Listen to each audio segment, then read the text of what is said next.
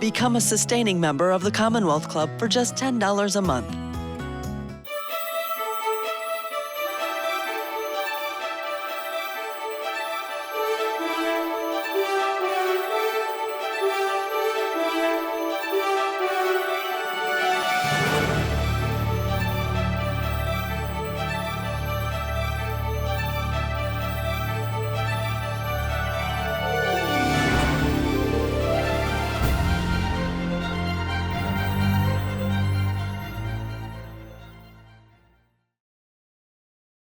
Good afternoon, and welcome to today's Commonwealth Club discussion with Michael Milken to cover Michael's new book, Faster Cures, Accelerating the Future of Health.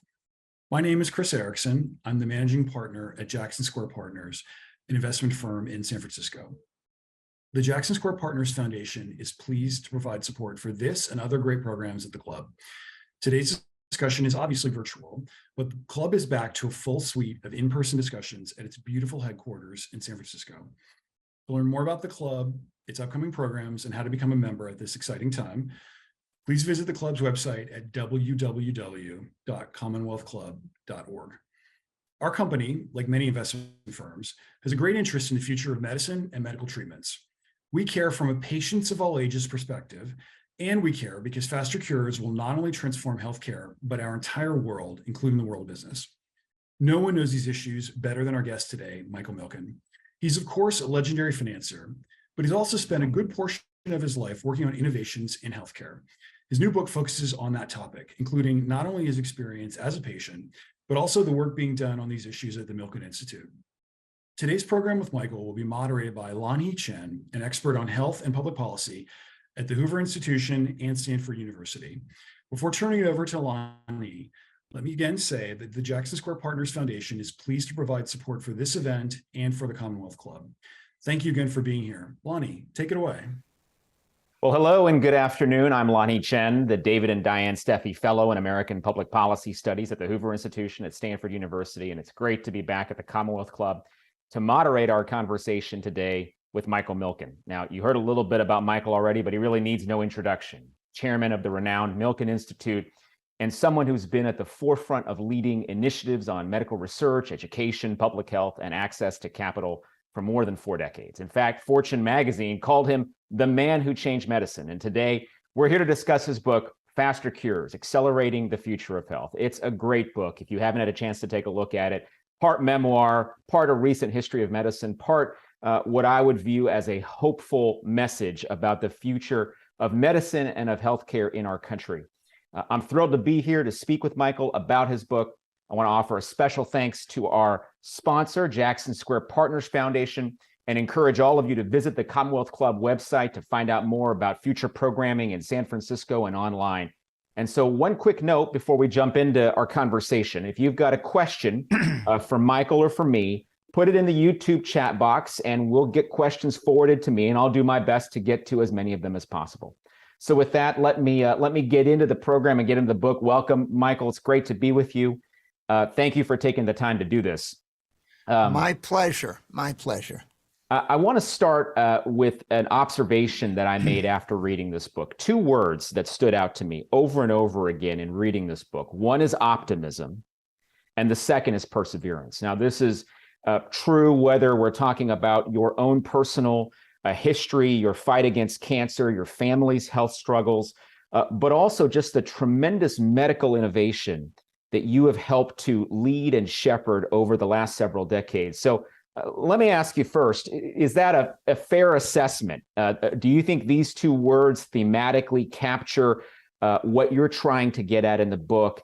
And I think the more interesting question for me is, where did this come from? Where did this hopeful, optimistic spirit come from that's led you to where you are now? Well, every family on the planet experiences health challenges. My family is no different. And I wrote this book for a number of reasons. And I would agree with your 2 assessments. One, hope, opportunity. And the mirroring here of, let me get a little drink, of technology technology has changed medicine to such a degree. So it was the 1970s. I had a number of economic theories from my days at Berkeley and Wharton. They all proved to be successful, but my father was diagnosed with cancer, and I concluded that science could not move fast enough to save his life. No matter how many cancer centers we visited, it wasn't a question of access to capital here. It was the fact that science couldn't move fast enough to save his life. And 1 in 3 presidents have lost a child to some life-threatening disease. And so it isn't a question of power and access that a president would have. The second is the constant feeling that failure is around the corner, that we can't overcome challenges. And so by documenting these things in history, today there's a chance now to cure a person of a life-threatening disease in their own lifetime. And so I document each of these that I personally lived. One, my father had polio. And in the 50s, people said, we're going to have to build iron lung hotels, and it might bankrupt the country. And if you've ever visited the CDC, the Center for Disease Control in Atlanta, you can actually see people that were interviewed who were kept alive in these iron lungs. But a few years later, we had a solution and a vaccine from Salk. And a lot of people were scared to take this vaccine. In fact, less than 1% of all teenagers had taken this vaccine a year and a half later. And it wasn't until Elvis Presley went on the Ed Sullivan Show, a popular show of my youth, and got vaccinated that within a year, 80% had all been vaccinated. So I live with polio, AIDS that affects so many of us as we think about the last decades. The most popular talk show host, Oprah, went on television and told us that 1 in 5 Americans were going to die in the next 3 years. 1 in 5. Obviously, we've lost many people to AIDS, but today it's increasingly controlled. And when you look at a place like Sub-Saharan Africa, where the most people living with AIDS today, we're seeing a doubling of life expectancy in 1 generation. And lastly, COVID. 2020, some of the officials, most senior officials in California told us 1 in 2 Americans in the state of California would have COVID within 60 days. 5 million would have to be hospitalized, and we only have 100,000 beds. So the predictions didn't become accurate or true because of innovation, technology, and today what might have taken 5 years might happen in a week. And so in the case of COVID, it was only 9 weeks, 63 days from the sequencing of the virus to the first human. So yes, I couldn't be more optimistic.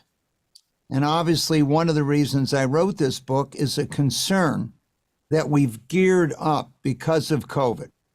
We created unprecedented, partnerships between academic centers, government, and private industry that we never saw before. And now that it's wound down, are we going to return to where we were before? And so I think that is the concern which we have. Plus, obviously, health affects everyone on this planet. And so this is an area that's dominated my life since I discovered when I was a little kid that my dad had polio as a kid. And the personal stories and vignettes that are sprinkled throughout the book are really a great way to relate some of the progress we've seen in science and technology. And to your point, in fact, I think there's a graph at some point in the book where you talk about just the massive increase in life expectancy we've seen over the course of the last 150 years and how it eclipses the increases in life expectancy in all of human history. and it's a remarkable set of advances. I want to go back to this personal moment in the book, because I think people really ought to understand how so much of your life's experience recently had come out of really difficult times, and in particular your own diagnosis with cancer, and how it was that in fact, if you'd probably taken the first medical advice you heard about it, you wouldn't have gone further to figure out you even had cancer. To what extent did that personal experience, and you mentioned your father's experience, but really your personal experience and that of, you talk about your kids having some health struggles as well, to what extent did that inform why you ended up investing so much of your personal time and treasure in advancing medical research? Well, I can't think of anything more important than life, right? And if you ask people today, what is the American dream? It's a dream of freedom to be able to live your life. And it's hard to achieve what your potential is if you don't have good health. We have many education award programs in America, and often when I'm interacting with young kids in elementary schools, I just think about how hard it was for them just to get to school. Forget the learning in school, but the challenges they have to overcome. And the old phrase that you have plans and then life gets in the way.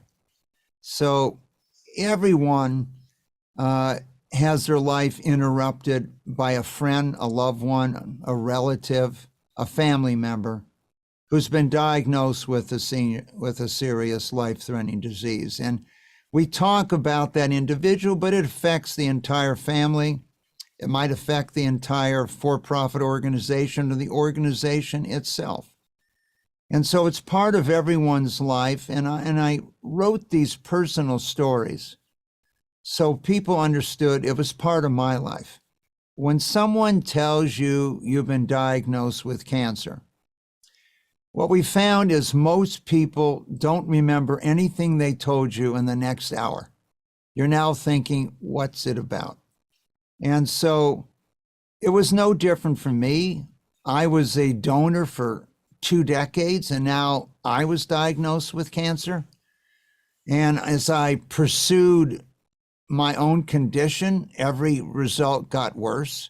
And I eventually went to the head of the department. He told my wife, Lori, and I, we should get a psychologist for the kids and a psychiatrist for us and get our affairs in order. And that was 30 years ago. And I just told him, well, we have time to do that. We might try a few other things first. So, the idea that you have to constantly gather personal and inner strength to overcome these challenges. And what I would say I've discovered in interacting with individuals who have had life-threatening diseases that I applied in my own case was they do as little as possible at the beginning. And so when you should maybe do far more, they do little. And later with reoccurrence, they're willing to do anything to stay alive. And so the initial diagnosis of the problem or the challenge, it's very important that you get the right treatment at the right time. And so I had lost 10 relatives to cancer, and my diagnosis was worse than all of them. So I had to figure out what was I going to do different from that standpoint. But what is the first thing you think about when you're diagnosed with a life-threatening disease? Are you going to see your children grow up? Are you going to make it to when they're married? Are you going to see grandchildren? How much of your family's life are you going to share in? And so these are the same thoughts I had and my wife Lori had. We're no different than anyone else. And I think I wrote those stories to try to say to everyone, we're just like you. This is the path we chose, but we have the same fears and concerns that you have. And science today holds many of the solutions if you will pursue and be determined on finding out what the available solutions are. And yes, there's my family, 10 grandchildren, 3 children, 3 spouses, and I have a t-shirt now that says I'm number 17. Okay, so I've gone from 1 to 17, but I couldn't be happier. Well, it's a remarkable story of how you overcome that, and then of course direct your understanding and experience and that of your family's experience to investing so much in advancing medical research. So I want to turn to that and ask you a little bit about. There's 2 concepts that come up again in how you think about how we advance medical research, and 2 things that you emphasize. One is speed. Speed matters when you're thinking about the evolution of cures, the evolution of technology. And the other thing that I noted is you look at youth, right? You're investing in scientists at the beginning of their careers, people who going forward might at some point down the road end up coming up with some significant medical breakthrough. How did you come to this concept of understanding that these 2 things, speed and youth, were going to be so significant and important to the development of medical technology and innovation? Well, one, speed. What are the elements of speed? Understanding in the 70s, 50 years ago, that science was not moving fast enough to save my father's life or millions of other people that were dying's lives. You had to figure out how you could accelerate. Now, there's a couple ways to do that. One is increase funding.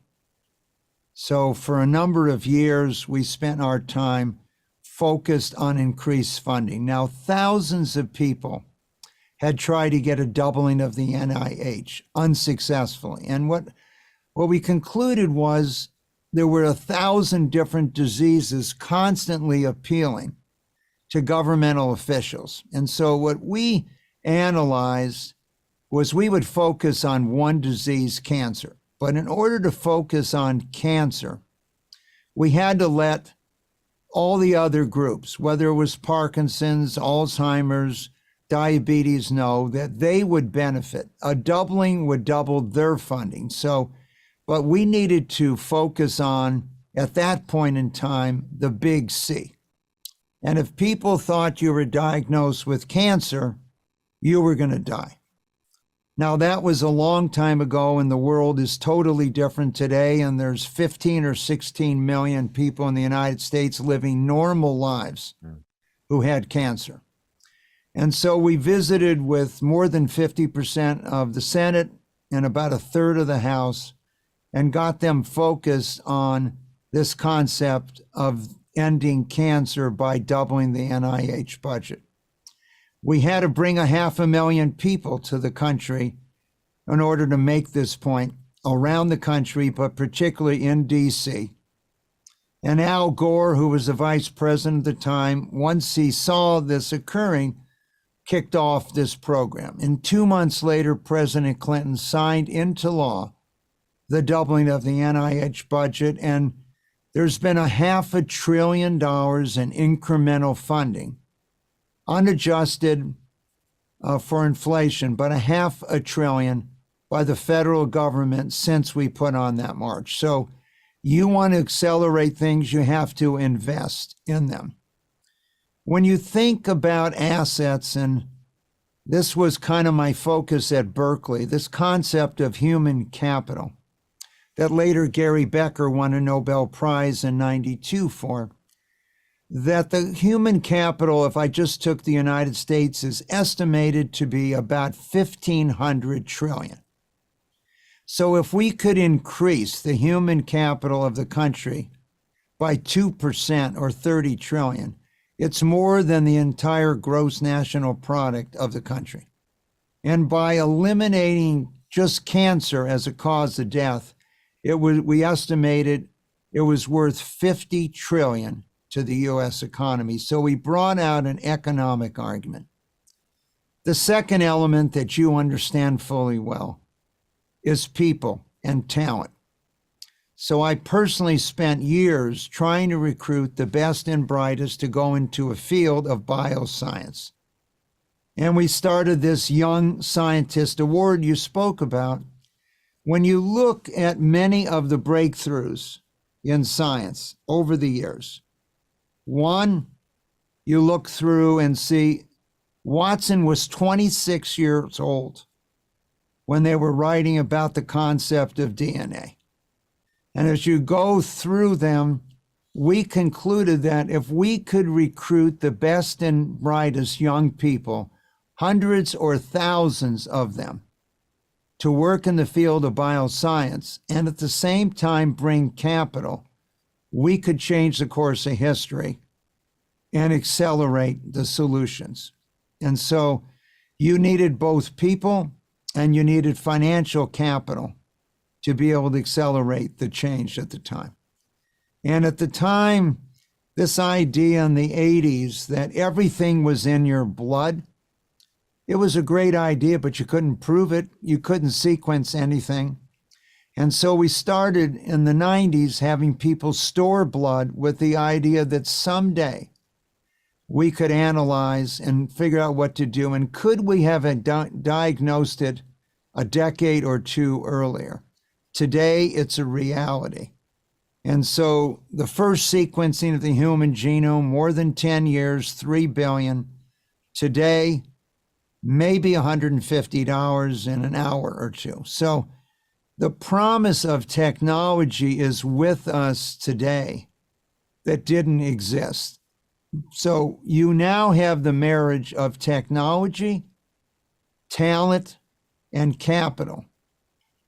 But there was one other factor that we saw during COVID particularly that delayed the onset of the speed and faster cures. And that was the fact that we had people unwilling to adopt what we knew. And as you know, the United States of the developed countries is one of the least vaccinated countries in the world. So other countries, 80% vaccinated. The United States, we're looking at probably 66, 67%. And so we made this analogy to a train. They have a new magnet train in Japan traveling. It doesn't even touch the tracks now, but you can travel in Europe or Asia at almost 200 miles an hour. The average train in the United States travels at the same speed it did 100 years ago, 55 miles an hour. And so if you think of science like the train is moving at a certain speed, not because of technology and science, but because the tracks were built in the 19th or 20th century, and we have to replace the tracks. And getting information out to clinicians and getting people to understand what the latest potential treatment for their patients is kind of the last step in this acceleration. You mentioned COVID, and I want to use that as a bridge to talk a little bit about our healthcare system in America, because one of the things that I think COVID highlighted is both the enormous strength of our healthcare system. We have, I think, the world's most innovative healthcare system. We have the world's most significant healthcare system when it comes to dealing with very complex illnesses and diseases. And yet we have a challenge, as you know, which is that too many people don't have access to basic health care. And if they do, they don't have access to the right health care. And so what I'm wondering is, based on your many years of experience and work in the field, what do you think the biggest challenge is that our healthcare system faces right now? What's the biggest challenge? And then on the flip side, what's the biggest opportunity we have? Well, the technology is there today. So let's talk about the challenges. One, we have to make sure our clinicians have knowledge of the latest treatments. If we step out of the United States for a moment and go to China, for example, if I went to medical school in China 30 or 40 years ago, I never studied diabetes. The number of people that had diabetes did not exist. So I'm not knowledgeable of diabetes, but the changing of the food chain in China, the conversion from a plant-based to an animal-based diet. China now has the most people in the world with diabetes and the most people with diabetes that are untreated in the world. So you needed to get this information out to the clinicians. We have those same challenges in the US. Second, as you've noted, during COVID, we discovered, yes, we knew we had food deserts. We might have known we had financial deserts where there wasn't a person didn't have a banking account and we wanted to get money to them. But we also have healthcare deserts where there was no medical facilities that were available to the people in the community. And this is so important today. We began an effort that I wrote about with the VA. More than 9 million people are in the VA, an extensive system throughout the country. And so what we decided to do, we were looking at the fact that African Americans' death rate from prostate cancer was the highest in the world and 100% higher than the general population.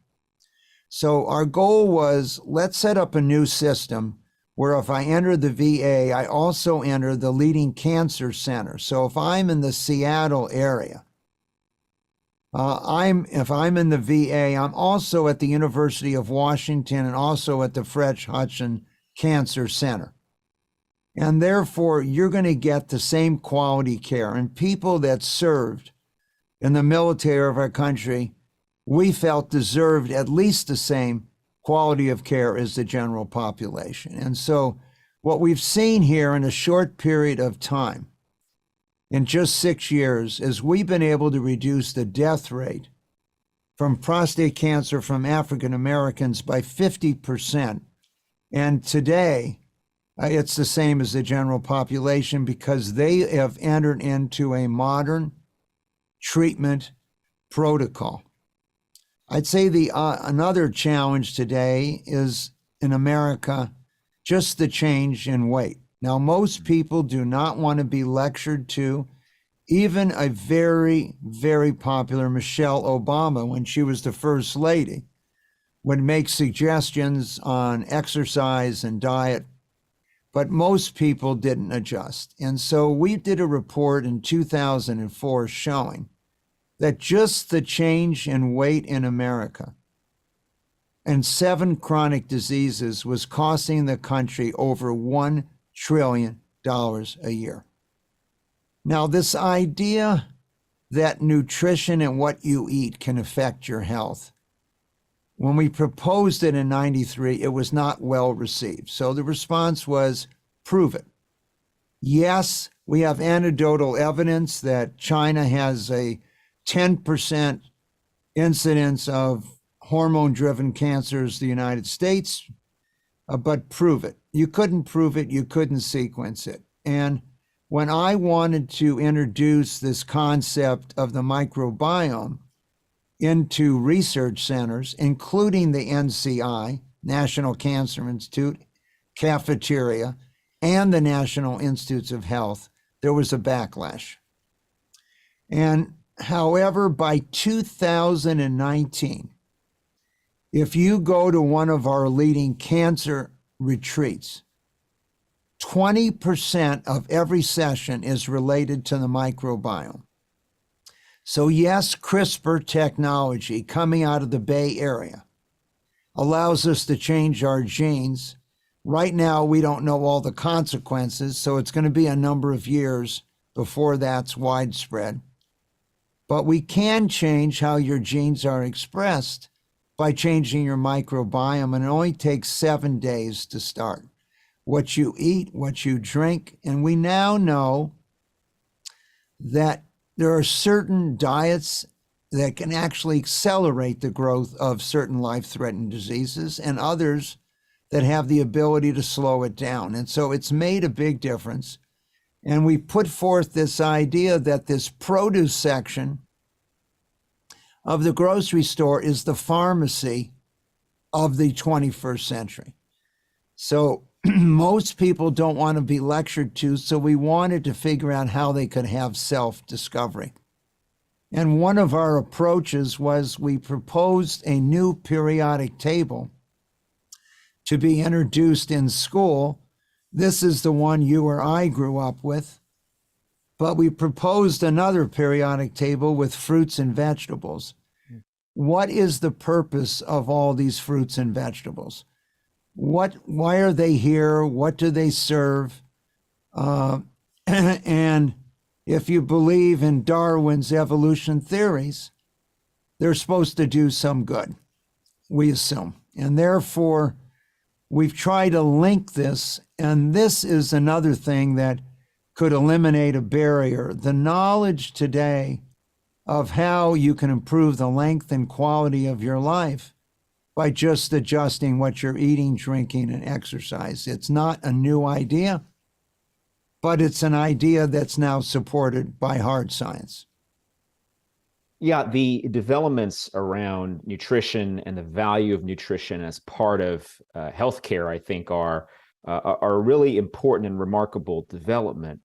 One of the other things it's related to, and you talk about this in your book, is the challenge we have in America that a lot of our health outcomes can be predicted based on where we live, based on our zip code, based on the community around us. And it's predictable if you go from one part of the Bay Area, where I sit, for example, to another part of the Bay Area. Let's say you go from Los Altos or Woodside or Atherton into East Palo Alto, or areas that are not as socioeconomically successful. You see massive differences in health outcomes. And I think the question is, how do we begin to address that challenge? I mean, nutrition is one thing, right? If we could improve nutrition broadly, I think that would be huge. But based on your experience and insight, how do we address this problem of the massive differences in health outcomes based on just where people live? Well, this is an area that we spend a lot of time and effort on at our medical centers in Washington, D.C., health equities. And one of the ways that we're able to do it is bring the costs down. So taking sequencing to $100 or $200 allows you to think about sequencing every patient from that standpoint.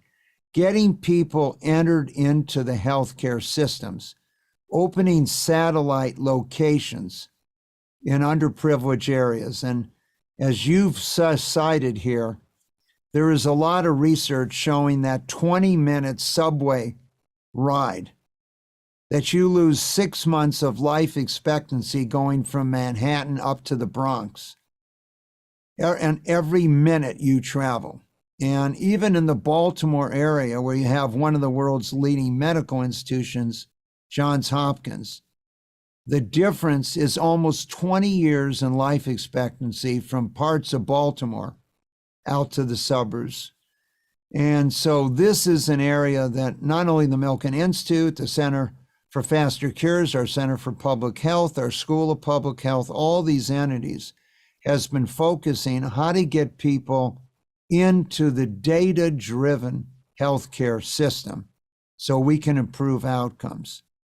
And these outcomes will not only improve the individual's health, but we think will increase their education, energy, their goals in life, and bring meaningful lives to people that are not burdened down. We have children in America today diagnosed with type 2 diabetes in their teens.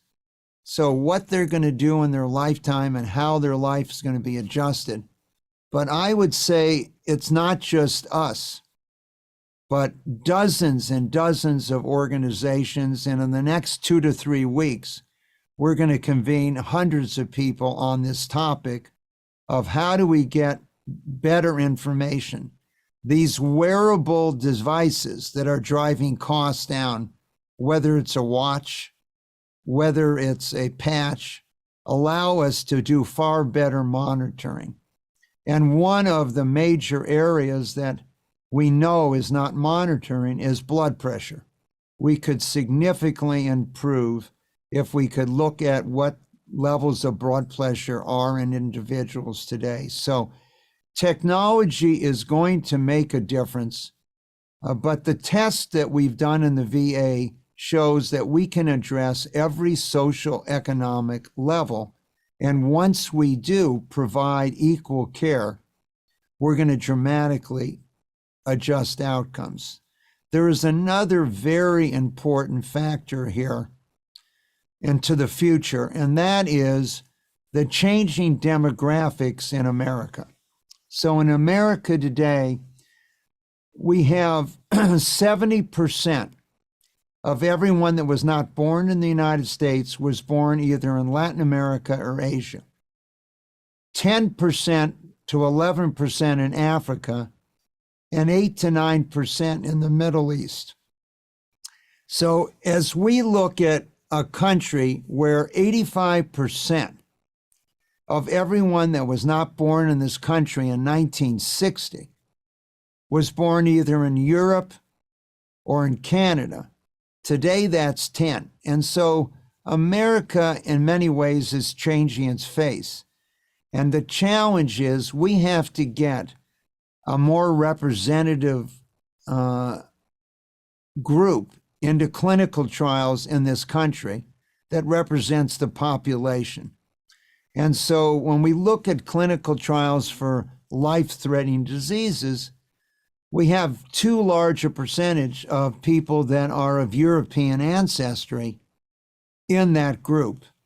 And therefore it does not reflect the population, and the results might not reflect the outcomes. And so it's not only a challenge for the individuals themselves and their families, but it's a challenge for the country, for all of us to understand what are the best treatments or outcomes for a very diverse population, not just a Caucasian population today.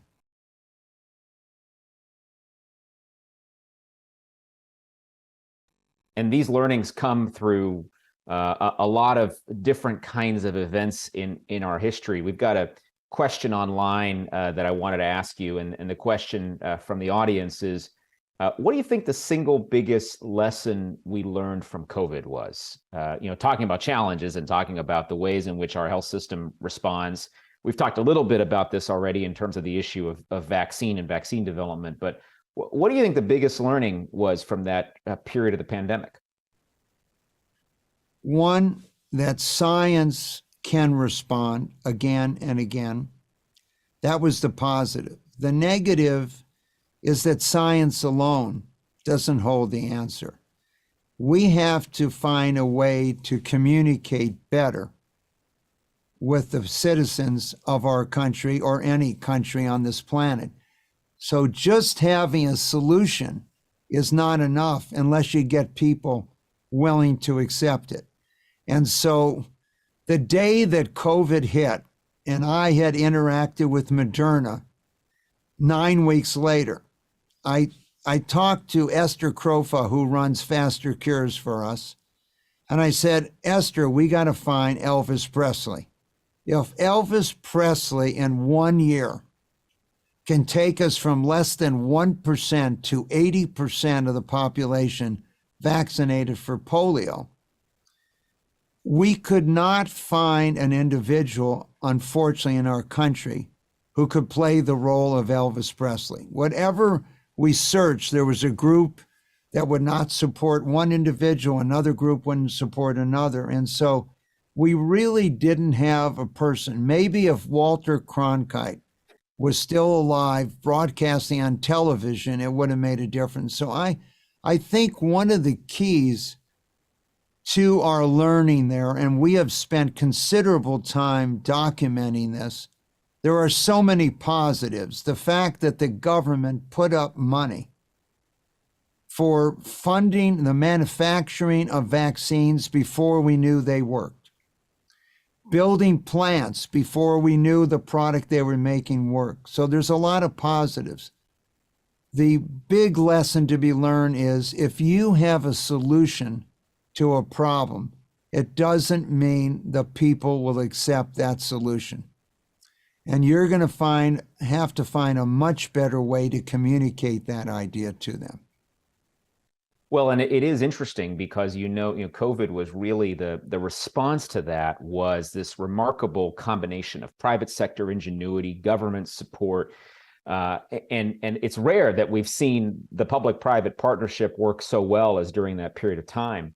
One of the things that I wanted to ask you about, I mean, speaking of public-private, one of the things that I note is that obviously you've done a lot of work in healthcare and medicine and those areas, but you've also thought more broadly about how we can create more opportunity in this country. And you've got a new center that you're standing up here that's going to get started, I think, relatively soon, the Center for Advancing the American Dream. You talk a lot about what that means in the book in terms of the American dream and enhancing opportunity. Talk a little bit about this new center, what you're hoping to accomplish from it, and what your hopes are in terms of helping to ensure that the next generation of Americans can lead a life that's even better than the ones that their parents or grandparents led. So as you probably know, maybe 10 to 15 years ago, we began polling, and we noticed that less than 30% of the young people in America felt their life was going to be better than their parents. And it was similar in Europe. Other places around the world, it was totally different. And so we became increasingly concerned that people felt that they wouldn't have a chance at the American dream. And so the younger you were, the less you believed in it. The older you were, the more you believed in it. And so we concluded that we needed to go and build a center for advancing the American dream in Washington. And we're fortunate to be able to buy a series of buildings into the foundations across from the White House and the Treasury in Washington, D.C., to build this center as kind of a beacon of hope. And we're 4 pillars at the center. One is health and medical research. One is education and the educator. One is financial literacy and the free enterprise system and access to capital. One is the entrepreneur and innovation. But our goal here is, one, recognizing that the chance of upward mobility and freedom was not available equally to everyone, and try to eliminate those barriers. But 2, to shine an example by interviewing 10,000 people as to what they think the American dream, the ideal of the American dream. And that ideal and that belief is alive in sub-Saharan Africa, South Asia, Southeast Asia today, more than it is in the United States. And so the hope is that it will open later this year and completely next year, that will be a beacon of hope and examples. You know, here in Vietnam, we found that, one, they all have a favorable opinion of the United States and the American dream. It's a communist country, but 95% of people believe in the free enterprise system. So these views vary around the world. And what we found, particularly as we interviewed people in these 3 parts of the world, sub-Saharan Africa, South Asia, and Southeast Asia, is the ideal of America, not the country, but the ideal of upward mobility, not based on who your parents were, whether you're a man or a woman, your race, but based on your determination, perseverance that you pointed out at the beginning, that it exists. And it exists today, this belief, far more in other places than it does in the US. But they told us constantly, whether they were living in Zambia or South Africa or Nigeria or Kenya or Mongolia, that the United States, this belief in this upward mobility was extremely important as a symbol to the world. And I don't think people in America fully realize how important this is, that the US be seen as this beacon of hope to the rest of the world. So that's why we set out. Today is the 10th anniversary of when we started construction and building. So as you pointed out in the beginning, you have to have perseverance. We thought it was going to be 4 years. It turned out to be 10. But what is constantly reinforced is this concept of building a meaningful life. And one of the keys to building a meaningful life is health. And there's many great leaders who told you the health of the nation is the wealth of the nation over the years. And so we don't think people in the financial world fully realize that 50% of all economic growth in the last 200 years has come from public health and medical research. And this is the key to the growth of our economy and the growth of the potential of human beings. And that is why, we're so focused on this area, and why half of the centers of the Milken Institute all relate to medical research, public health, etc. We have some specific questions coming in online now about some of that medical research work. And in particular, this is an interesting question. What's your strategy for thinking about getting more demographic diversity? And the question refers specifically to African Americans in clinical trials. This is a challenge sometimes when you're doing a clinical trial to get the right representative sample of people to make sure there's efficacy and it can be sort of widespread enough to be an effective formulation. What kind of work are you doing around promoting or trying to think about more demographic diversity in the clinical trial process, but also in using technology to change and improve health outcomes? There are a number of things that I would respond here. One, I have personally visited many African American churches in this country, and getting support from their religious leaders for their communities has really been a benefit by speaking to them in this area and providing educational information. Two, going to places like the historically Black colleges and working with those. If you go to Howard, it, I think, has the largest medical school today of those historically Black colleges, and educating the people that are going to be doctors so they can educate their communities. And so whether it's Asian communities, whether it's Latin American communities, whether it's African American communities, by getting those young people in those communities and educating them and focused on those issues, we have numerous funding of young scientists, young clinicians that are Hispanic ancestry, African American ancestry, Asian ancestry today, and many of them have been active in their community. So we get the leverage of not going one person to one, but by going to the people that will be the leaders.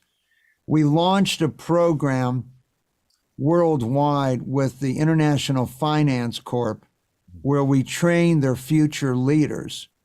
And they come either to Washington or London for 9 months, and we provide a lot of education. They go to a graduate program plus internships. So by leveraging these areas, this is something that we've done in the educational system by focusing on teachers. And so we have almost 200,000 teachers that have participated now in our educational programs.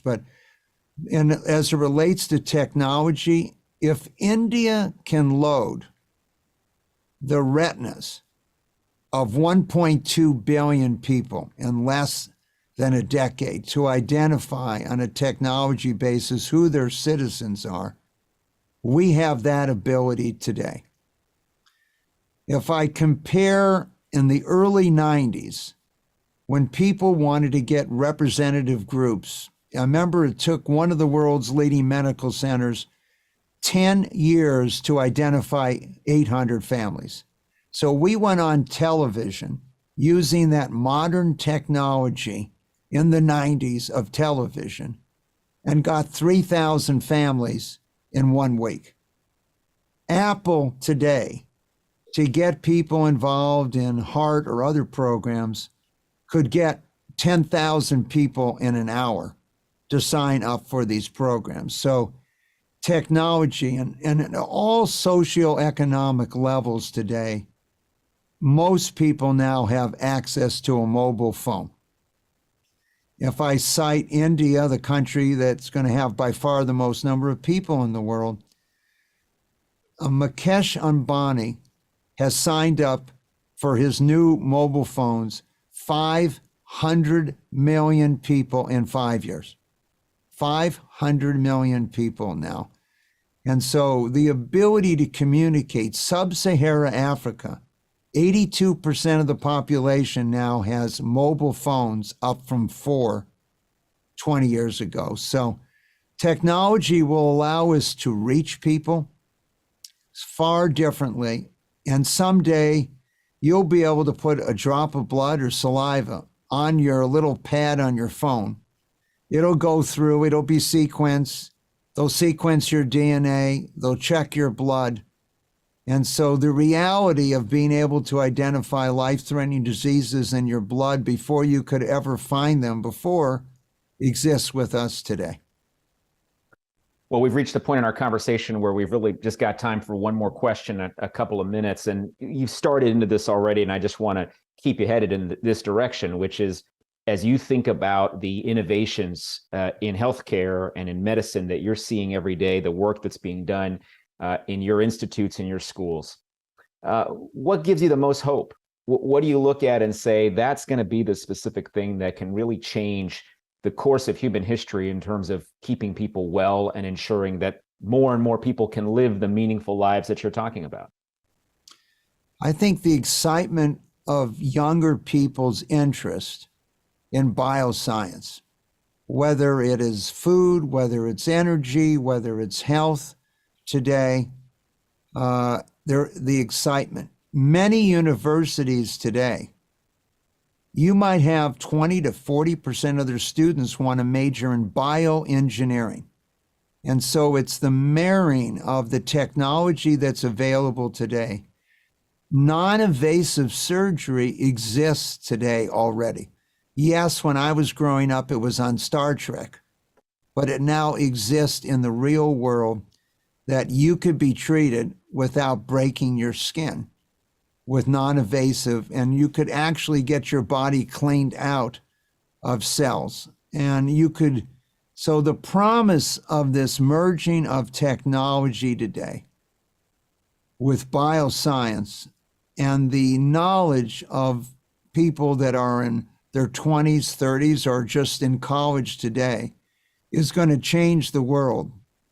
And the sheer fact that one of the individuals that was the most talented that we identified in the 90s to run one of our medical foundations, what he could accomplish in one day as a researcher, a $5,000 machine today could do more than 1 million times what he could do in 93. And this is why faster cures and our focus is so important. We're going to be able to solve life-threatening diseases in the person's own lifetime if we will continue with the same passion we did and used in partnerships during COVID. Well, Michael, it's been a real pleasure to be able to speak with you about not just your book, but to get your thoughts more broadly on the healthcare system in American society. And again, I'd encourage everyone, if you haven't had a chance to read this yet, pick it up and take a look, because there are some remarkable stories and vignettes here, not just about Mike's life, but about the lives of people whom he's interacted with in his work, and the scholarship of all the different people that he's interacted with over these many years, being a leader in healthcare and medical research. And so again, Mike Milken and your book, Faster Cures and the Accelerating the Future of Health, available from bookstores and from different places where you can buy them. I'd encourage you to do so. I want to thank everyone for joining us today online. Again, check out commonwealthclub.org for the programming that the Commonwealth Club has, a lot of it back to in-person in San Francisco. I want to say another thank you to Jackson Square Partners Foundation for their help and support. And again, thank you to Mike Milken. My name is Lan Hee Chen, and this Commonwealth Club program is now adjourned.